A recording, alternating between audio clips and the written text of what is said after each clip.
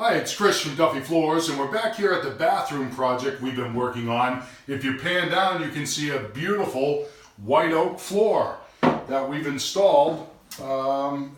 Came out pretty perfect, I think. We've got a great line on either side. It came out perfectly parallel. Over here by the tub, I left just a little bit, about 1/8 of an inch of gap, that we can put in some tub and tile caulking, same color as the tub. That way, if water ever comes down there, it won't go in that seam of the wood. And the wood is always shrinking and swelling, so that's why we want to use a flexible caulking there. But the job came out great. I've just finished filling all the nail holes. I've rubbed it all down and vacuumed it and tack dragged it. That's important to get rid of the dust. And I'm getting ready to put a final coat on it. So until next time, if you've got a wood flooring project, you give us a call at 781-395-3418.